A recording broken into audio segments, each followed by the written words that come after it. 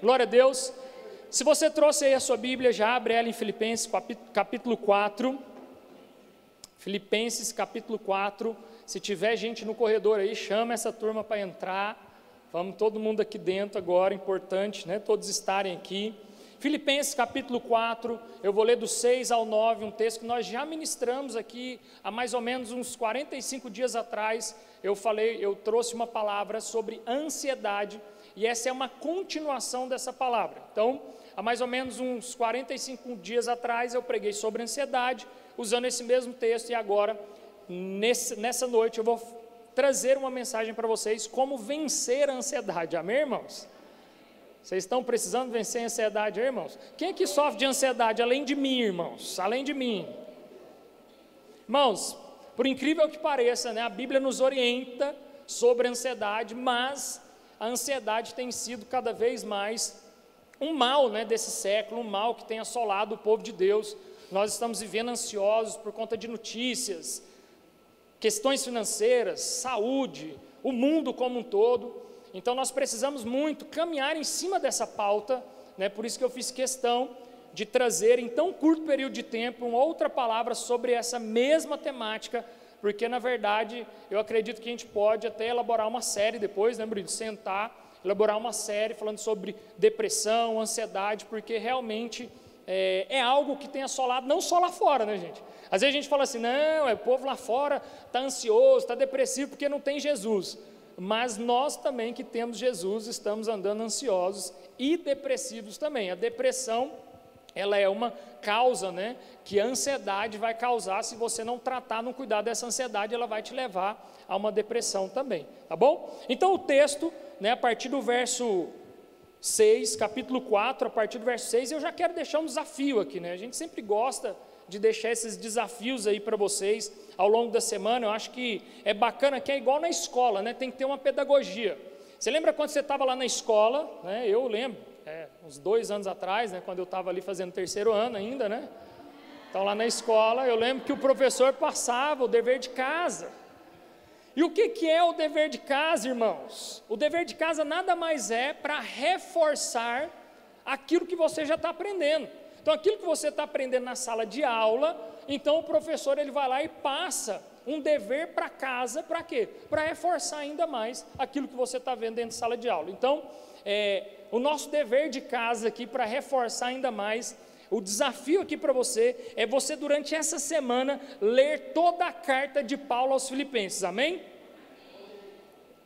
Amém, irmãos? Às vezes teve irmão que ficou com medo de falar amém, e falou assim, vai que essa carta é grande demais, como é que eu vou fazer para ler? Mas eu tenho uma boa notícia para vocês, irmãos, é 4 capítulos apenas, tá? Então está fácil esse dever de casa, porém, irmãos, não é só ler de uma vez só, você consegue ler os 4 capítulos em um dia. Por que você não faz isso durante todos os dias na semana? Porque aí sim você vai ruminar essa palavra, você vai meditar sobre essa palavra, você vai aprender ainda mais sobre essa palavra. Então está lançado aí um bom dever de casa para vocês, principalmente para combater aí um pouco dessa ansiedade que tem aí assolado o seu coração. Então Paulo vai tratar bastante sobre esse assunto. E a partir do verso 6 ele diz assim, não andeis ansiosos por motivo algum, pelo contrário, seja todas as vossas solicitações declaradas na presença de Deus por meio de oração, súplicas com ações de graças. E a paz de Deus, que ultrapassa ou que excede todo o entendimento, guardará os vossos corações e os vossos pensamentos em Cristo Jesus. Concluindo, caro irmãos, absolutamente tudo que for verdadeiro, tudo que for honesto, tudo que for justo, tudo que for puro, tudo que for amável, tudo que for de boa fama, se houver algo de excelente, ou digno de louvor, nisso pensai. Tudo o que aprendestes, recebestes, ouvistes e vistes em mim, isso praticai, e o Deus de paz estará convosco. Amém? Feche seus olhos aí mais uma vez. Espírito Santo de Deus, agora nós oramos e pedimos para que o Senhor cesse qualquer distração aqui no nosso meio, tudo aquilo que rouba, aquilo que o Senhor tem para nos entregar, para que nada venha tirar aquela porção que o Senhor tem para nós aqui nessa noite, que o Senhor possa fazer com que nós venhamos aprender, ó Pai, e sair daqui sem nenhuma ansiedade no coração, mas nós venhamos sair daqui confiantes no Senhor, em nome de Jesus, amém. Glória a Deus. Eu vi que o Eduardo saiu, mas quando ele chegar, se possível, pede para ele desligar esse ar aqui, irmãos, e continue orando, tá? Ainda estou fazendo os tratamentos no pulmão, na garganta. Amém, tem até um fundo aí. Então orem aí pelo pastor de vocês, que ainda a gente está nessa luta, nessa batalha aí, para diagnosticar e para tratar esse problema. E querendo ou não, o grande vilão, né, de quem fala muito é o ar-condicionado. Então eu foi no otorrino, amor, que eu fui? Foi o otorrino. Então o otorrino, a primeira coisa que ele falou, na hora que eu falei para ele, eu falei assim, doutor, de vez em quando, assim, aos domingos, eu fico mais ou menos uns 40 minutos, uma hora, falando debaixo do ar-condicionado. Ele falou, então é isso, está explicado. Você ficar 40 minutos, uma hora, falando debaixo do ar-condicionado, você tinha que beber pelo menos uns 2 litros da água. E os irmãos já devem ter reparado que eu não bebo nem esse copo inteiro de água aqui. Mas eu vou começar a melhorar isso aí, e os irmãos vão me ajudando, tá? Qualquer coisa, vocês falam assim, beba água aí, beba água. Amém, irmãos? Glória a Deus, para que a gente tenha voz aí, para perdurar e para falar e para pregar esse evangelho, com voz, sem voz, do jeito que o Senhor quiser, nós iremos pregar o evangelho. Amém? Então, irmãos, falando sobre a ansiedade, todos nós, irmãos, de uma maneira ou de outra, nós temos um certo nível de ansiedade. Alguns mais, alguns menos, mas praticamente todos nós temos algum nível de ansiedade aí dentro de nós, irmãos. Vai falar para mim que você não está preocupado, irmãos, com o amanhã. Vai falar para mim que você não está preocupado com a segunda-feira, irmãos. Então nós estamos ansiosos, nós estamos preocupados com as coisas, e isso tem gerado cada vez mais angústia, ansiedade no nosso coração. 50% das pessoas que vão tratar nos hospitais, 50% dessas pessoas têm um quadro de ansiedade. Então 50% dos pacientes, ele está lá sendo tratado, mas alguma coisinha de ansiedade tem nele. Então a ansiedade é algo muito sério que nós precisamos entender, e aqui Paulo então, ele vai nos ensinar como lidar com essa questão, e eu quero tratar aqui com vocês, primeiro o diagnóstico do problema, depois o remédio, a cura para esse problema, e de fato a cura, para que você seja uma pessoa curada, amém? Para isso eu preciso que você repita assim comigo, pensai, praticai, orai, amém? Então aqui nós já temos 3 indicadores importantíssimos, para a gente diagnosticar, remediar e curar esse negócio. Pensai, praticai e orai, ou orai, pensai e praticai. Não adianta você só ficar no campo da oração, irmãos. Oração, né? Tem que ter o orar, mas tem que ter a ação também. E não adianta você ficar só no campo do pensamento. Penso, logo existo, né? Irmãos, você precisa pensar, mas você também precisa ficar no campo do praticai. A mente humana é um dos piores vilões que existe contra nós. Não é lá os caras lá da Marvel, lá do X-Men, não. Não é aqueles vilões lá não, irmãos. Não é aqueles vilões que vai dominar o mundo, que vai acabar com a nação. É a sua própria mente. É o não ter domínio sobre a sua própria mente. É não ter pensamentos corretos aí dentro da sua própria mente que está destruindo você. É o não praticar aquilo que você aprende aos domingos, aquilo que você aprende quando você lê as escrituras, é a falta do praticar que está deixando você cada vez mais ansioso. Então nós vamos falar um pouquinho sobre isso, porque o evangelho, irmãos, ele não pode ser assim como uma vitamina B12 na sua veia. Ele não pode ser como uma bezetacil aí na sua veia, que você vai tomar e você vai sair de lá todo animado, achando que está curado, aí semana que vem você está ruim de novo. Eu fiquei ruim, irmãos, muito tempo tratando e ruim, e aí a minha esposa fala, vamos no hospital, vamos lá dar um soro na veia, vamos pôr vitamina aí na veia. Irmãos, isso aí pode até resolver momentaneamente, mas no longo prazo isso aí não vai ser suficiente.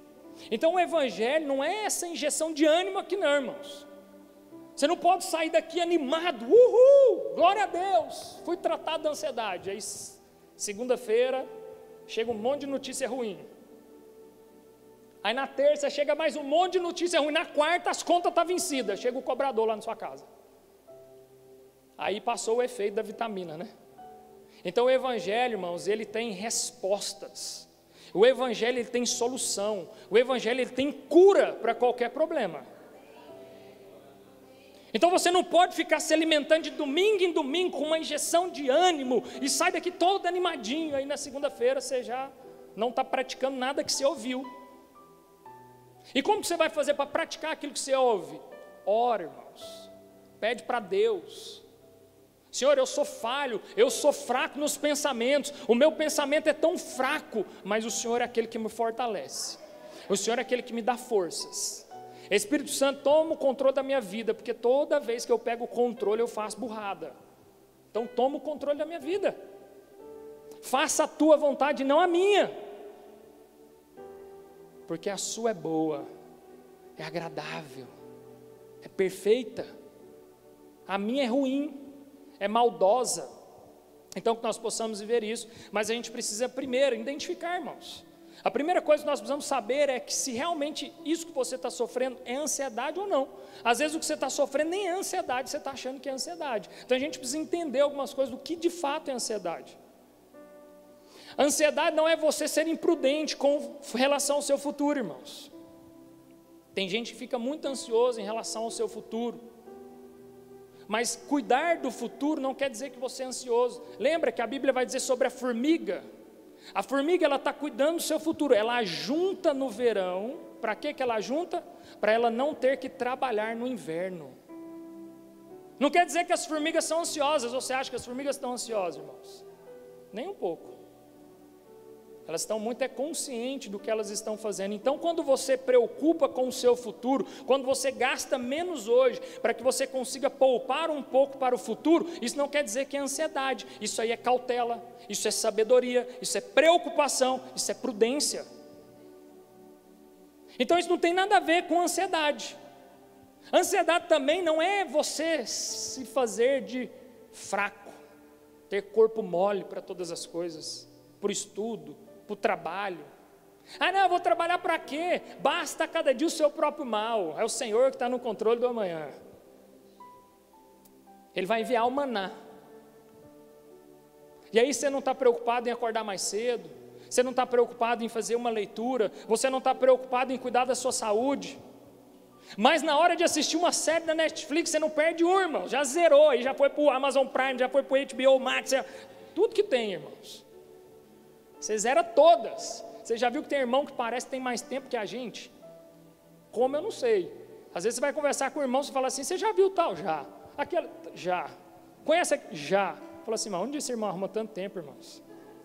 Eu lancei um desafio para mim esse ano, que é ler um livro por mês, irmãos. Eu estou falando assim, aonde que arruma tempo para ler um livro por mês, irmãos? Tem dia que lá a Sara vai dormir, eu estou lá na madrugada, lá, eu preciso acelerar 30 folhas para eu poder bater minha meta aqui, senão eu não consigo, ué. E aonde que esse povo arruma tanto tempo? E aí sabe o que é mais engraçado? Mas quando é para fazer a obra de Deus, nunca tem tempo. Está sempre ocupado, está sempre cansado. Então, irmãos, isso não é ansiedade. E ansiedade também não é você viver livre de problemas. Porque tem gente que acha que para não ser ansioso você não pode ter nenhum problema. Deixa eu dizer uma coisa.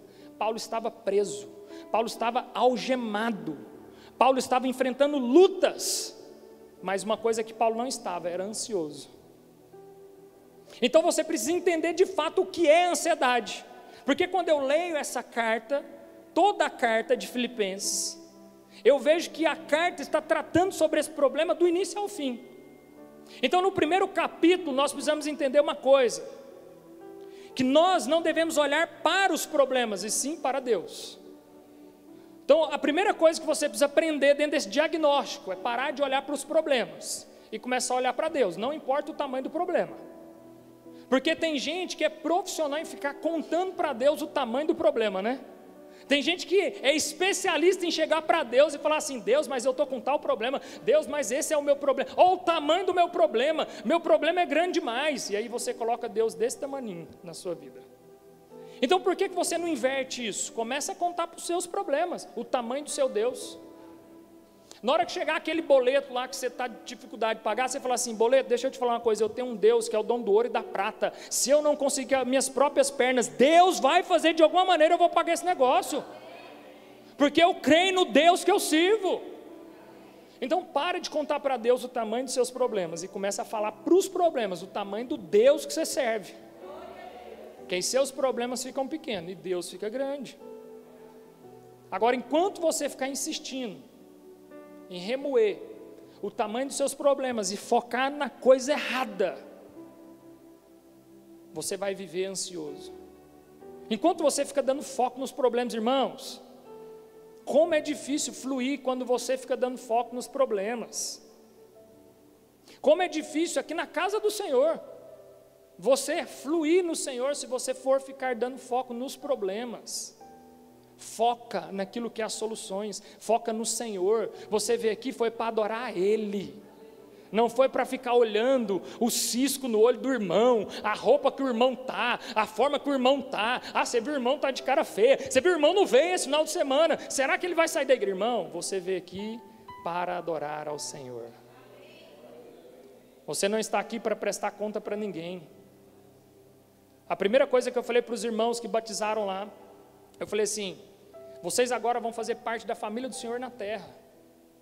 A família Fluir é uma família que se reúne todos os domingos ali no nosso endereço. Vocês são muito bem-vindos, mas independente de vocês estarem aqui congregando conosco, vocês fazem parte da família do Senhor na terra. A única coisa que eu peço para vocês, se não for caminhar conosco, procure uma igreja bíblica, que Cristo é o centro, e está tudo certo.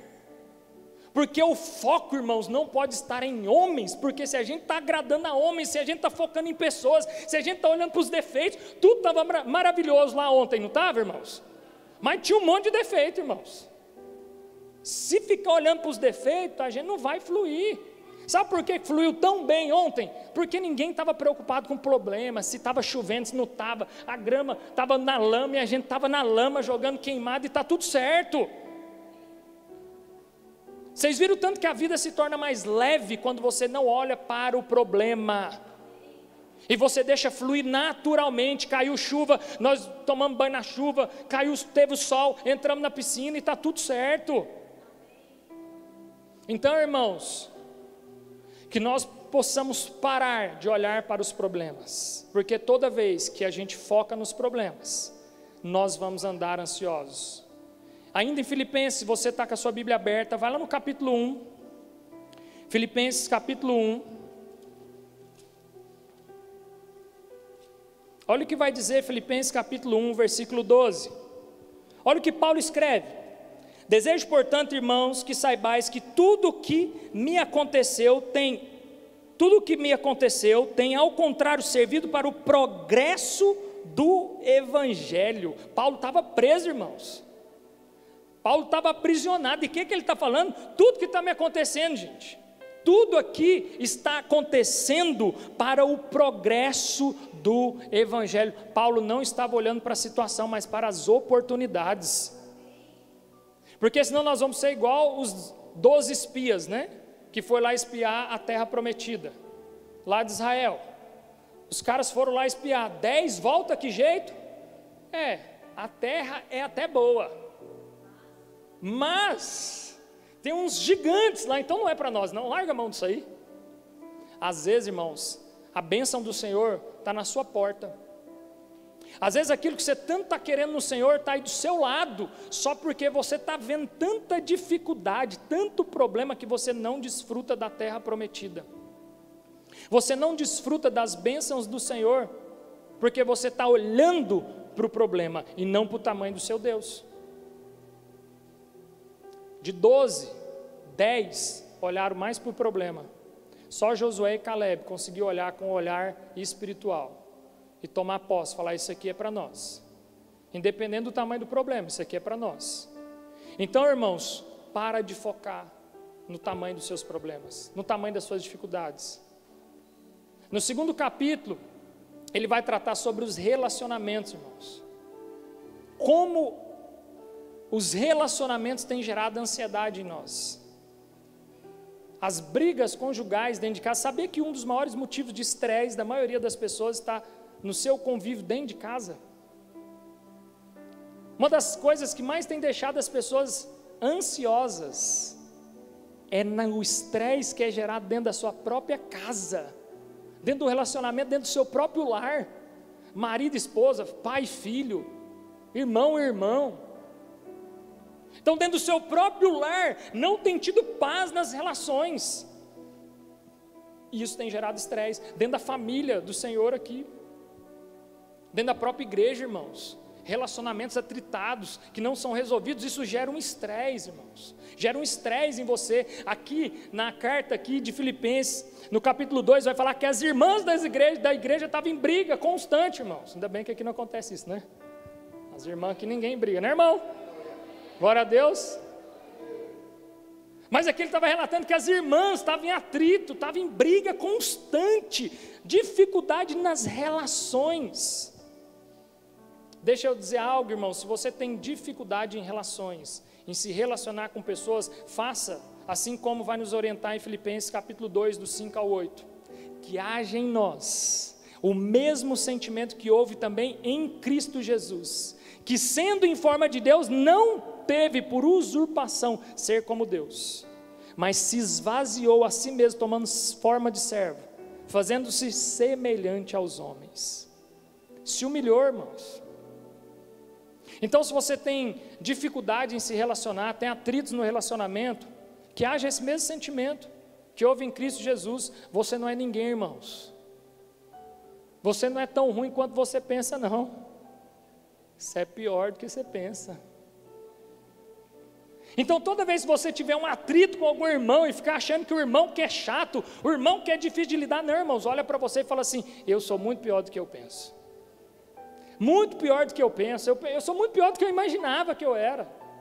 Então talvez a dificuldade está em você. A terceira coisa aqui que Paulo vai nos dizer no capítulo 3, irmãos, uma das coisas que tem deixado o povo ansioso, muito ansioso, é grana, é dinheiro, é posses, é coisas terrenas. Olha o que vai dizer no capítulo 3, versículo 19, irmãos. Abra lá a sua Bíblia, versículo 3, capítulo 19.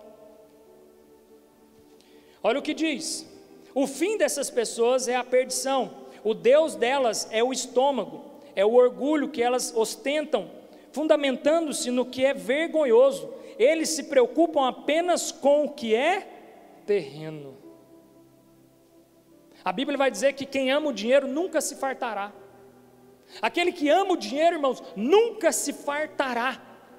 Pessoas que só estão preocupadas com coisas terrenas nunca vai vencer a ansiedade, irmãos, porque sempre, irmãos, olha como é que funciona aqui na terra, é mais ou menos assim: você trabalha, conquista as coisas, aí acha que você está bem de situação, aí sempre vai ter alguém que tem mais que você, aí você trabalha mais um pouco, fica um pouco mais rico, aí sempre vai ter alguém que é mais rico que você. Aí você trabalha para ganhar 10 mil por mês, aí quando você ganha 10 mil por mês, você fala assim: não, mas tem gente que ganha 50.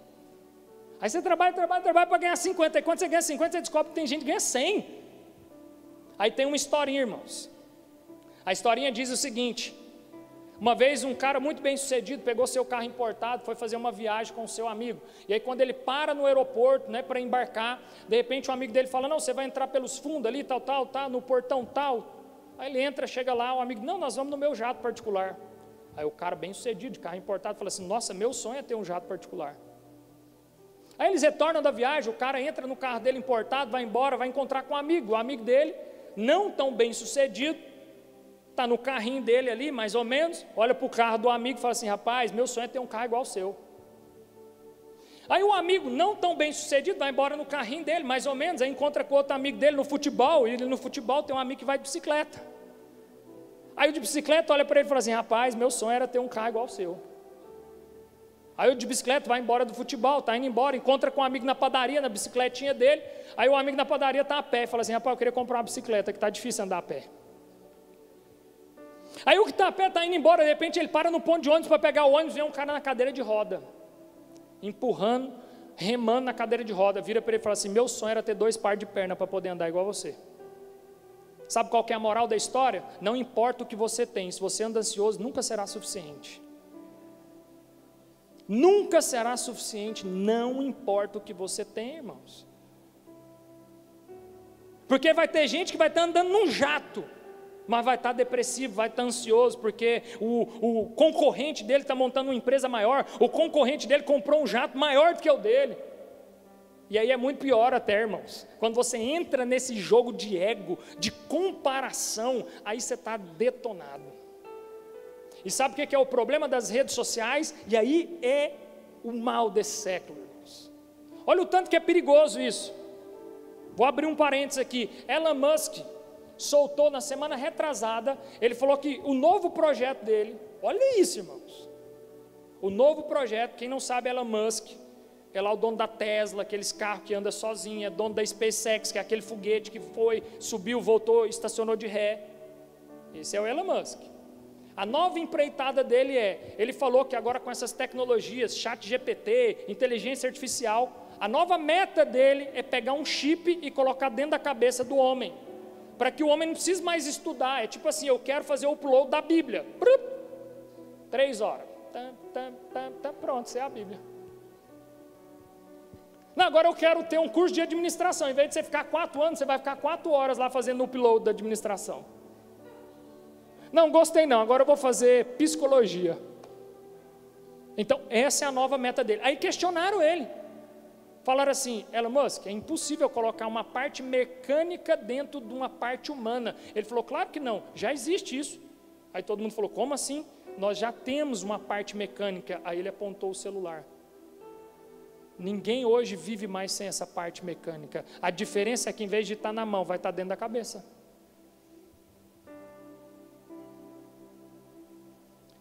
É para isso que o mundo está caminhando, irmãos. É para esse lugar que o mundo está caminhando. E a ansiedade vai deixar você cada vez mais surtado com essas coisas. As redes sociais, irmãos, têm destruído o ser humano, sabe por quê? Porque nas redes sociais todo mundo está feliz. Todo mundo está rico, irmãos. Todo mundo está bonito. Aí você encontra o irmão pessoalmente a primeira vez, você fala assim, meu Deus, é você mesmo aqui? Não é possível. Você encontra a pessoa e fala assim, não, aí eu vou fazer um parênteses, principalmente algumas mulheres, irmãos. Misericórdia, irmãos. Os solteiros, cuidado, viu? Cara, nas redes sociais está todo mundo bonito, todo mundo feliz e todo mundo rico. Porque nas redes sociais as pessoas só querem mostrar aquilo que é a melhor parte. Então nós precisamos tomar muito cuidado, porque isso vai te deixar ansioso no nível altíssimo, porque você vai olhar e vai ver que a sua vida não é aquilo ali, e aí você vai começar a se questionar, vai falar assim, será que só eu sou o cara diferente do mundo inteiro? Porque o mundo inteiro está bonito, o mundo inteiro está rico, o mundo inteiro está feliz, e eu estou triste, eu estou deprimido, eu não consigo grana. Só que deixa eu te falar uma coisa, o mundo inteiro está quebrado, o mundo inteiro está depressivo, e o mundo inteiro está feio por fora. Então cuidado com esse padrão de comparação, porque nunca vai ser o suficiente. Lembra da história? Você pode estar numa bicicleta, você vai querer o carro, do carro você vai querer um carro melhor, do carro você vai querer um importado, do importado você vai querer um avião. E nunca vai ser bom o suficiente se você entra nessa onda de comparação. Então Paulo ele vai dar alguns remédios, irmãos. Uma vez você já diagnosticou, já entendeu aí o que é depressão, o que é ansiedade na sua vida, então ele vai dar alguns remédios aqui para te ajudar. E aí em Filipenses, no capítulo 3, no versículo 13, olha o que ele vai dizer: irmãos, não penso que eu mesmo já o tenha conquistado, mas tomo a seguinte atitude, esquecendo-me das coisas que para trás ficam e avançando para as que estão adiante de mim. Um dos grandes motivos das pessoas sofrerem por ansiedade é porque elas não conseguem deixar no passado algumas coisas do passado, ou elas não resolvem algumas coisas que já deveriam ter sido resolvidas. E aí vai levando, e aí vai levando. Um dia eu ouvi um pastor dizer, e aquilo ali fez muito sentido para mim. Ele falou assim, eu estava junto com ele numa ministração, e ele abraçou um irmão assim, né, e eu estava do lado ali meio que junto, ele abraçou o irmão, e o irmão meio que querendo chorar e não chorava, sabe, quando você quer chorar e não chora, fica naquele... Será que o povo vai pensar? Ele virou para o irmão e falou assim: irmão, pode chorar, coloca para fora. Choro para fora é cura, choro para dentro é depressão. Não segura. Sofre o luto, sofre a dor, coloca para fora. Não tenta guardar isso aí, porque isso lá na frente pode ser uma bomba relógio. Então, às vezes, não resolver situações do passado, irmãos, vai te deixar ansioso, porque você está vivendo a vida, mas sabe que tem coisa lá atrás para resolver. Quer outro dever de casa? Quer uma tarefa boa para você fazer? Essa é difícil, irmãos, mas essa é libertadora. Eu já caminhei com essa doença por muito tempo, que é a doença do não pedir perdão. É a doença do achar que está tudo certo. Não, mas eu já encontrei com o André várias vezes e está tudo bem, uai. Já sentei com ele, já encontrei, já cumprimentei, está tudo certo. Não está tudo certo. Se existe algum assunto que ficou para trás, André, vem cá, vamos resolver. Lá atrás, você lembra lá atrás, 4 anos atrás, quando aconteceu isso, irmãos, eu quero te pedir perdão. E aí o André vai virar e vai falar assim: mas como assim, Diego? Eu que estava errado na história. Não interessa, eu quero te pedir perdão. Irmãos, isso aí vai vir como um bálsamo para a sua vida. Pessoas amarguradas, que guardam raízes de amargura, vivem ansiosas, porque sabe que tem questões na vida que não estão resolvidas. Precisa se resolver, irmãos, porque isso aí vai ficar na sua mente, vai ficar lá no seu subconsciente. Por mais que você ache que você esqueceu, o seu subconsciente não te deixa esquecer, e aí isso aí vai ficar remoendo lá dentro de você, e não vai te deixar avançar para o futuro. E o grande problema é que o ansioso é aquele que quer antecipar o futuro, é aquele que quer olhar só para o futuro, mas você às vezes vai precisar resolver o passado, antes de você caminhar para o futuro. E saiba de uma coisa, irmãos, você que está muito ansioso aí com as coisas vindouras ainda, as coisas que estão por vir, saiba que 70% de todas as suas preocupações nem vai acontecer. 70% de todos os seus medos, de todas as suas ansiedades, provavelmente nem irão acontecer. Agora, a ansiedade está minando as suas forças, está minando o seu hoje. É por isso que quando a palavra de Deus vai falar assim: basta a cada dia o seu próprio mal, porque já tem muitos maus em um dia só. Para que você está querendo pegar o mal do futuro e trazer para hoje? E ficar querendo viver só lá no futuro e esquecendo de viver o presente, irmãos. A ansiedade é a voz da incredulidade. O próprio Jesus nos alertou: os gentios que não conhecem a Deus, que se preocupam com todas essas coisas. Quais coisas? O que comeremos, o que beberemos, ou se não, o que vestiremos. Então a ansiedade, ela começa a entrar numa voz de incredulidade, uma voz daquela que você começa a não acreditar mais que é possível, que você vai conseguir, que vai dar certo, e você quer pela força do seu braço deixar de lado o Deus provedor, e você começa a ser aquele que é o que resolve todas as coisas. E isso faz com que você comece a esfriar a sua crença, a sua fé, a sua credibilidade no Deus provedor.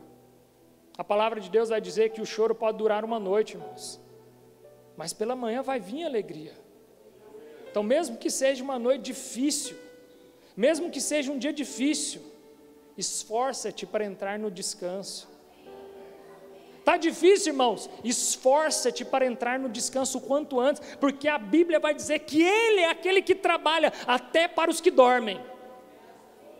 Então, irmãos, está muito difícil, entra no descanso, esforça, dorme rápido, porque no dia de amanhã a alegria vai vir, porque as misericórdias de Deus, elas se renovam a cada manhã. A cada manhã é uma nova oportunidade. E não ache, irmãos, que Deus perdeu o controle, porque tem gente que acha que Deus perdeu o controle. Não, mas Deus foi pego de surpresa com a pandemia. Não, Deus não foi pego de surpresa. Deus não perdeu o controle por conta de uma pandemia. Deus não perdeu o controle por conta de uma tragédia. Deus não perdeu o controle. Ele está no controle de todas as coisas. E entenda uma coisa: se você ama a Deus, quantos aqui amam a Deus? Que bom, então todas as coisas cooperam para o bem. inclusive pandemia, inclusive imprevistos, inclusive doenças. Tudo o que acontece está cooperando para o bem. Às vezes você não entende. Sabe por que você não entende? Porque nós somos muito ansiosos para compreender. Às vezes a gente é tão ansioso que a gente não vai compreender aquilo que Deus está trabalhando no longo prazo. A gente é muito imediatista para compreender aquilo que Deus está fazendo no longo prazo, irmãos. Deus não tem pressa. Ele não está com pressa das coisas. Quem está com pressa é você. Sabe por que a gente anda com pressa? Porque a gente vive atrasado. Só quem está atrasado que tem pressa. Deus não está atrasado em nada. Então Ele não está com pressa de nada, irmãos. George Miller, um dos homens mais destacados na oração da história, irmãos. Eu desafio vocês a conhecer a história de George Miller. Vai constranger o seu coração. Quando você ler a história de George Miller, tem um livretinho, irmãos. Deve ter umas 30 páginas, ou até menos, 40, não sei. Um livretinho contando a história de George Miller. Ou então você dá um Google, George Miller, vai te constranger. Você vai ler a história dele e vai falar assim: eu preciso me render ao Senhor. Eu acho que eu ainda não me converti. E George Miller, ele vai falar que o começo do fim da sua fé é quando você deixa a ansiedade tomar conta de você. Quando começa a ansiedade a dominar sobre você, é o fim da sua fé. É como se fosse um pêndulo. Se você deixa a ansiedade aumentar, a sua fé vai diminuir. Então alimente a sua fé, que a ansiedade vai morrer. Claro, irmãos, existem casos que você vai ter que fazer um tratamento com algum profissional, e isso é muito importante, vai tratar a sua ansiedade, às vezes com algum remédio, alguma medicação, e amém por isso, porque Deus também capacitou os profissionais para isso. Mas não alimente a sua ansiedade, porque quanto mais você alimenta ela, mais nesse pêndulo a sua fé vai diminuindo, a sua fé vai se perdendo. Então que você alimente a sua fé, irmãos, até a ansiedade morrer na sua vida, amém? No verso 6, Paulo aqui ele vai nos dar 3 remédios para a gente tratar a ansiedade. Olha o que ele vai dizer lá no verso 6 do capítulo 4, vamos ler novamente, diz assim: não andeis ansiosos por motivo algum, pelo contrário, sejam todas as vossas solicitações declaradas na presença de Deus por meio de oração, súplicas com ações de graça. Então aqui o primeiro remédio é que nós precisamos aprender a orar, suplicar e pedir com ações de graças. A gente precisa aprender isso da maneira correta, com a consciência correta. Oração é a mesma coisa do que adoração no grego, no original. Então por que nós o adoramos? Nós o adoramos por quem Ele é. Diga assim, por quem Ele é. Então você o adora por quê? Por quem Ele é. Então toda vez que você está adorando a Deus, você tem que ter a racionalidade, a consciência do que o que você está fazendo naquele momento é por quem Ele é. E por que você suplica a Deus? Por que você faz orações de súplicas ao Senhor? Porque Ele é seu Pai. Diga assim, porque Ele é meu Pai. E um bom pai, irmãos, não vai deixar faltar nada para o seu filho. Então por isso que você então ora com súplicas. E por que você então dá com ações de graça? Por que você então vai orar ações de graças ao Senhor? Porque Ele já fez. Por que você vai ser grato a Ele? Com ações de graça, você vai o louvar, você vai o adorar. Por quê? Por tudo aquilo que Ele já fez. Quando você tem a consciência, irmão, de tudo aquilo que Ele já fez, fica até difícil pedir alguma coisa.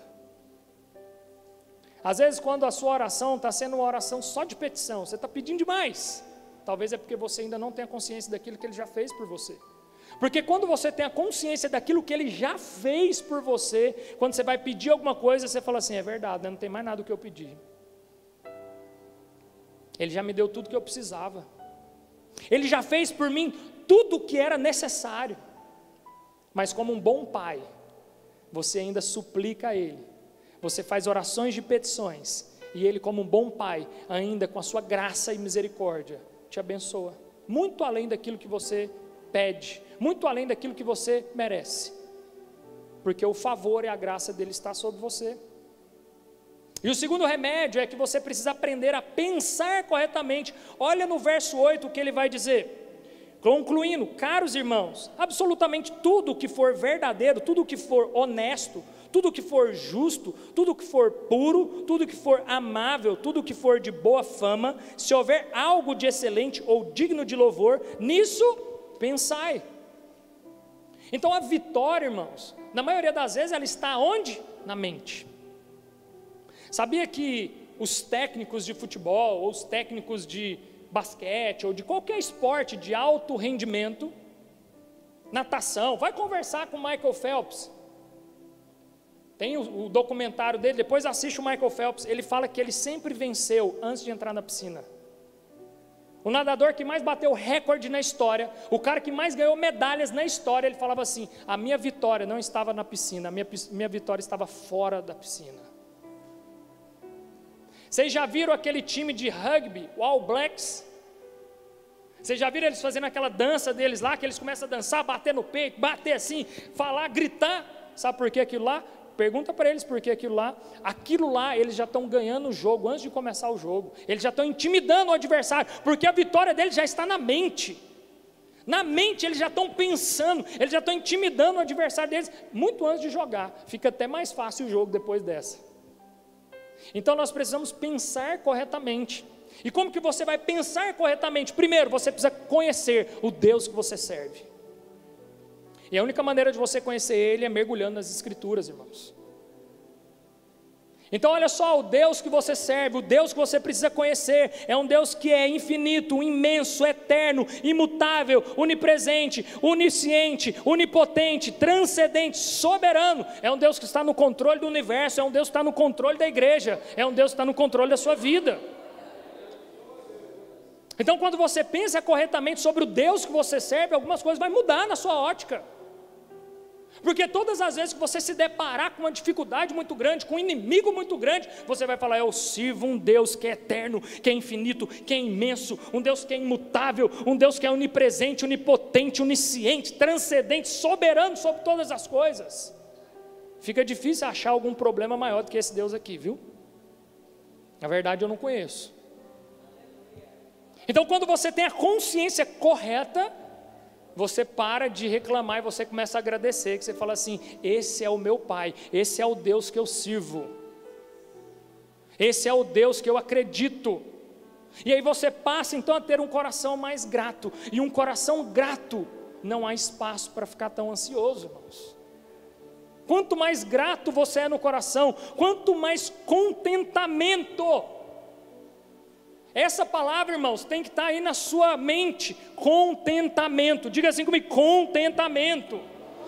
O crente, irmãos, ele tem que ter contentamento, porque a pessoa que não é contente com o que tem, ele vai andar ansioso, porque ele quer mais, ele sempre quer mais, nunca está satisfeito. Então, contentamento. Nós temos que estar contente com aquilo que temos, com aquilo que somos, com aquilo que recebemos, com aquilo que Deus já nos deu. Então quando a gente tem essa consciência, não há espaço para a ansiedade ficar aflorando em nós. E um terceiro remédio, que Paulo vai nos orientar aqui, é que a gente aprenda a agir corretamente. Olha o que ele vai falar aí no verso 9, irmãos: tudo o que aprendeste, recebestes, ouvistes e viste em mim, isso praticai, e o Deus de paz estará com vocês. Fazer o que então? Praticai. Irmãos, nós precisamos praticar o Evangelho, ele tem que ser prática de vida, é Evangelho na vida. Existe o livro do Timothy Keller, e aí esse é um livro bom para você, que quer uma boa leitura. Evangelho na vida, Timothy Keller. Ele vai te orientar como viver o Evangelho no seu dia a dia, no seu trabalho, na sua casa, na sua caminhada diária, porque tem muita gente, irmãos, que só vive o Evangelho aqui dentro. Ele só vive o Evangelho aqui aos domingos, aqui, dentro do templo, aqui na frente dos irmãos, mas na vida lá fora ele não sabe como viver o Evangelho. Então o Evangelho na vida é algo que nós precisamos aprender. O Evangelho na prática, é colocar em prática o Evangelho, é dia a dia. Santo Agostinho falava, né? Pregue o tempo inteiro, a todo tempo pregue o Evangelho, se necessário use palavras. Como assim, Diego? Como é que eu prego o evangelho o tempo inteiro? Como é que eu prego o evangelho a toda criatura? Como é que eu prego toda hora? Se necessário eu uso palavras, sim, porque o evangelho é mais prática do que palavra. É na sua prática do dia a dia, irmãos. Eu louvo a Deus pelos irmãos que vão lá para a praça, fica lá com alto-falante, falando: irmãos, vocês vão para o inferno, vocês não aceitar Jesus. Eu sei que tem gente ali que foi tocado com aquele evangelho que foi pregado, mas na grande maioria, irmãos, esse não é o evangelho mais efetivo. Vai ter irmãos que vão ser tocados ali, dependendo do nível de abismo que aquele irmão está. Vai ver um irmão lá na praça, ele vai ser constrangido, ele vai ser convertido, vai ser tocado. Mas o evangelho na vida é um evangelho de dia a dia, é de prática de vida, é nas suas atitudes, é na sua maneira de ser. As pessoas precisam olhar para você e falar assim: poxa, que diferente. Esse cara não é um cara arrogante, esse cara não é uma pessoa soberba, esse cara não é igual o mundo é, porque nós não podemos nos amoldar a esse mundo, nós não podemos entrar na forma desse mundo. Quando Paulo está falando lá em Romanos 12:2, ele falando assim: não se amoldeis a esse mundo, nós não podemos entrar na forma desse mundo, não vos conforme com esse mundo, não entre no molde desse mundo. Então esse é o evangelho, irmãos. Você tem que ser um extraterrestre aqui na terra mesmo, irmão. É mais ou menos isso, traduzindo para você aí, ó. Você tem que ser uma pessoa diferente no meio dos iguais. Isso é o evangelho na vida. Isso é Cristo em você. Agora, pois, já não sou eu quem vivo mais, mas Cristo vive em mim. É as pessoas verem que existe um pequeno Cristo aí dentro de você, e não uma pessoa comum. Então não adianta nada, irmãos, você saber todo o catecismo, você saber a Bíblia de cor, saber um monte de texto bíblico decorado. Até papagaio decora versículo bíblico, irmãos.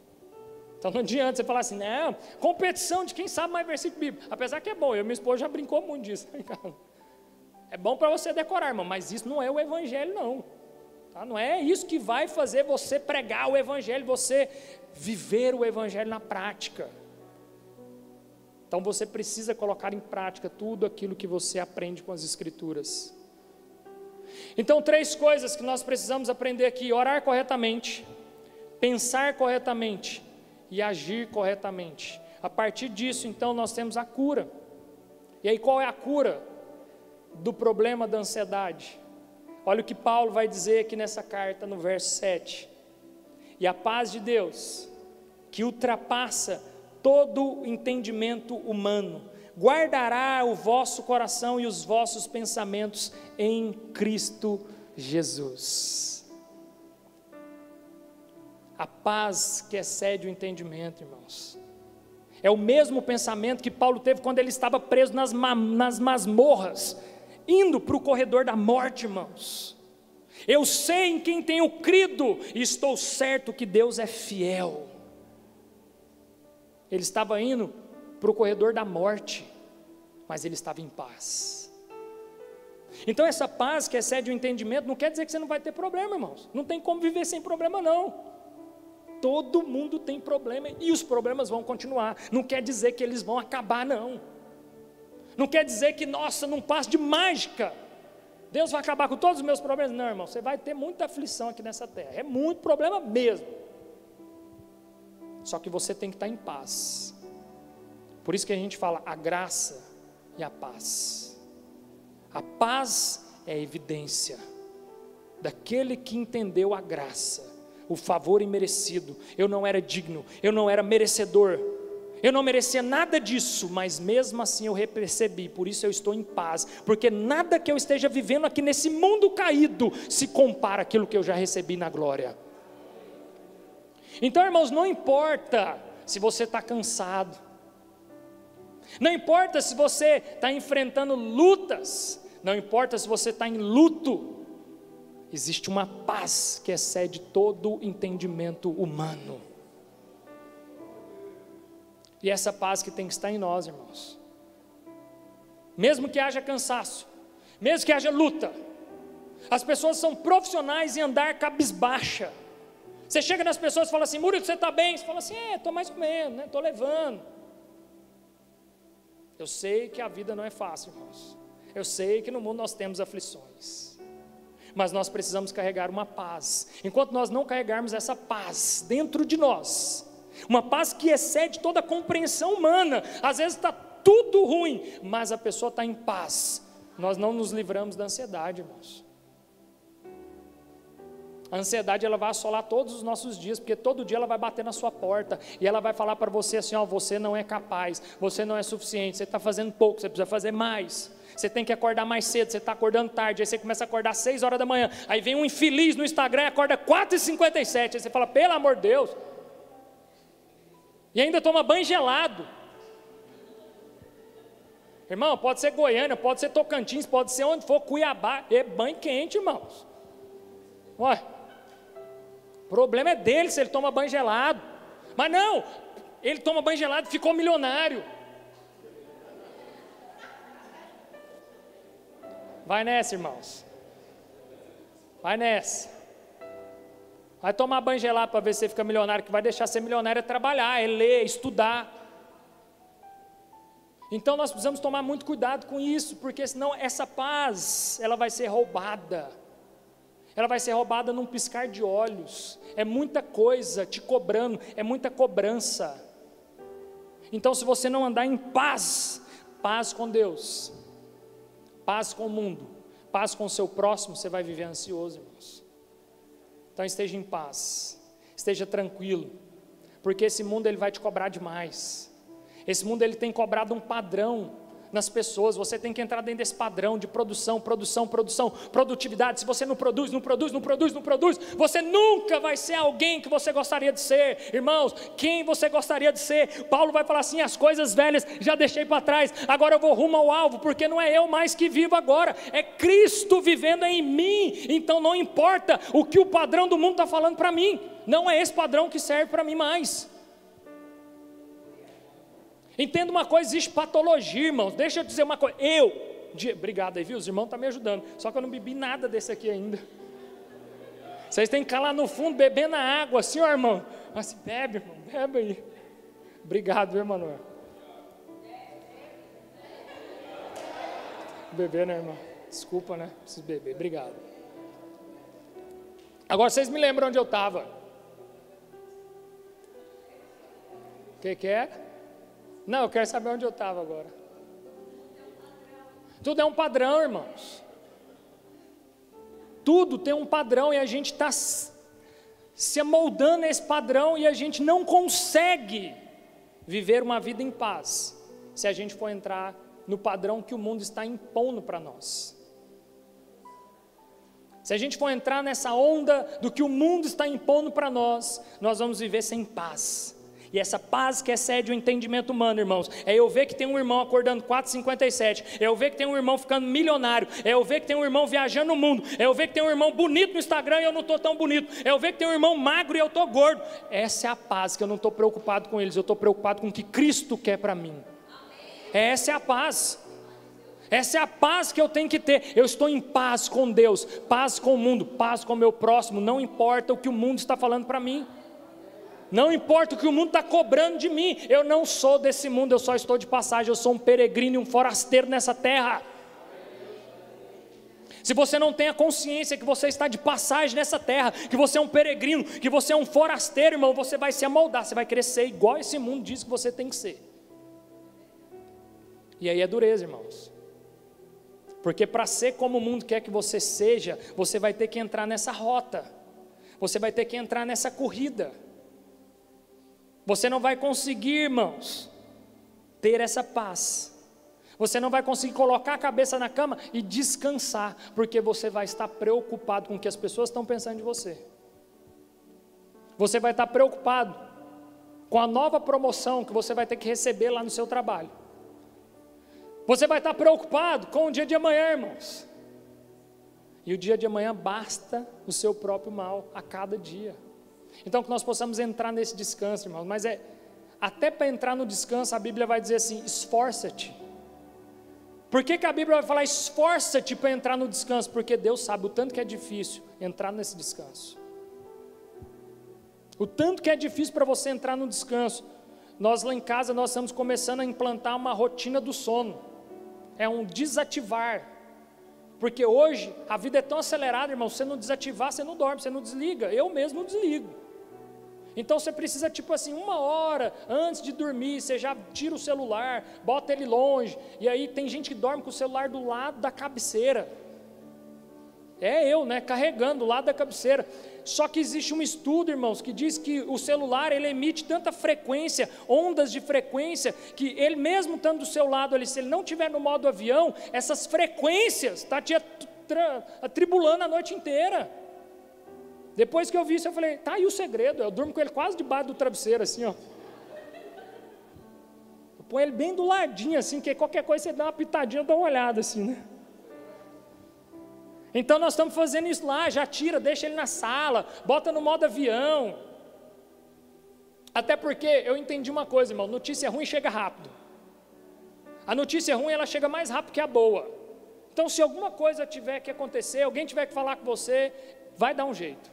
Vai na sua casa, manda um vizinho lá na sua casa, alguém vai até você. Então a gente não precisa ficar nessa ansiedade toda. Tem irmãos que estão aqui na igreja, se ele olhar para o celular, tiver uma notificação no celular, ele não dá conta de prestar atenção na palavra se ele não olhar.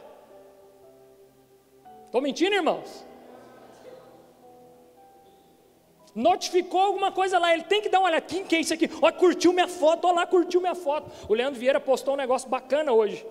Um vídeo bacana de um mendigo pedindo, né? Aí chega a irmã com a Bíblia, voltando do culto, fala assim, você quer uma esmola? Você quer um trabalho? Você quer um dinheiro? Você quer uma comida? Ele, não, eu quero seguidor no meu Instagram. Essa é a doença, irmãos. É uma sátira, mas é uma verdade. E é uma verdade prática nossa. O cara está lá igual um mendigo pedindo seguidor. Me segue.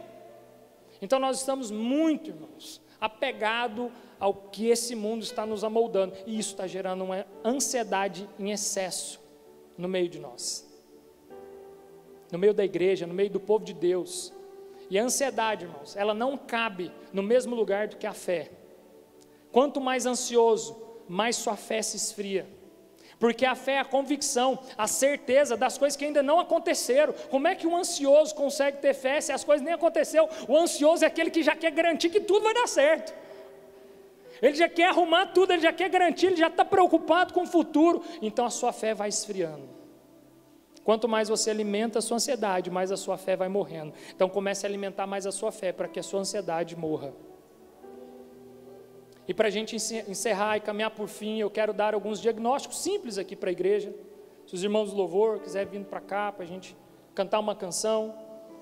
Alguns diagnósticos simples. Irmãos, quantos aqui já leram a Bíblia toda? Amém? Glória a Deus. Alguns irmãos já leram a Bíblia toda. Mas eu vou fazer uma nova pergunta. Quantos irmãos aqui têm desejo de ler toda a Bíblia? Toda a Escritura? Amém. E por que nunca leram, irmãos? Sabe, a gente tem o desejo, mas a gente não tem a ação. Então o meu desafio aqui para você é, tire meia hora do seu dia, todos os dias. E não é que você precisa ler a Bíblia toda em um ano. Isso aí é uma opção sua. E não acho que você vai ser mais do que quem já leu, quem nunca leu, né? Porque tem gente que acha que quem já leu a Bíblia toda em um ano é mais crente do que quem nunca leu. Às vezes o que já leu toda a Bíblia é o fariseu, é o religioso. Lembra? Praticai, não só pensai, mas praticai. Então às vezes aquele cara que está só lendo a Bíblia o ano todo, mas não está praticando nada, de nada vale, irmãos. Mas o desafio que eu quero lançar para vocês aqui é, tire meia hora do seu dia. É um tempo que a gente precisa fazer isso, irmãos. Não é tempo mais da gente ficar perdendo tempo. Você pode ver a sua série do Netflix, não tem nenhum problema. Você pode fazer o que você gosta, não tem nenhum problema. Você pode trabalhar, deve trabalhar, mas meia hora do seu dia, irmãos, comece fazendo isso. Você vai ler um capítulo da Bíblia por dia, pelo menos. E você vai ter um tempo de oração, de devoção. Porque o que nós aprendemos aqui, as 3 fórmulas principais para a gente vencer a ansiedade. Vamos lá comigo, oração. O que mais que são as outras? Pensamento e ação. Então, oração, pensamento e ação, atitude. Então não adianta só você estar aqui ouvindo tudo que você está ouvindo, se você não colocar em prática. Pensai, mas também praticai. Paulo vai dizer, versículo 6, orar. No versículo 8, pensai. No versículo 9, praticai. Então não adianta nada você estar aqui ouvindo, não adianta nada você orar aqui conosco, nós vamos orar agora, mas você não colocar em prática lá na sua casa. Então a prática é meia hora do seu dia. Um capítulo da Bíblia todos os dias você vai ler. E um tempo de oração. Se você ler 3 capítulos por dia e 5 nos finais de semana, você lê toda a Bíblia em um ano. Para quem quer um desafio mais prático. Mas como a gente sempre fala aqui, não lê por religião, não lê para achar que já leu. Não adianta nada você ler se não pratica a Bíblia. Às vezes você pode ler só Filipenses o ano inteiro. Só vou ler Filipenses o ano inteiro e vou praticar. E vou praticar tudo isso que está me ensinando essa carta. Enquanto eu não praticar, eu não passo para o próximo, eu não passo para a próxima carta. Eu te garanto que você vai ser muito mais efetivo do que quem leu toda a Bíblia e não está praticando nada. Então nós precisamos, irmãos, aprender a praticar. Eu quero convidar você agora a se colocar de pé. E a gente também já aprendeu como orar. Paulo nos ensina como orar. A gente adora a Deus por quem Ele é. A gente suplica a Deus, porque Ele é um bom Pai, e a gente dá graças a Ele, a gente celebra Ele por aquilo que Ele já fez. Então nessa noite, irmãos, é uma boa noite para você orar de forma correta. Adora Ele por quem Ele é, por tudo aquilo que Ele já fez. Suplique a Ele, peça, porque Ele é um bom Pai. Mas que você também renda ações de graças por tudo aquilo que Ele já fez na sua vida.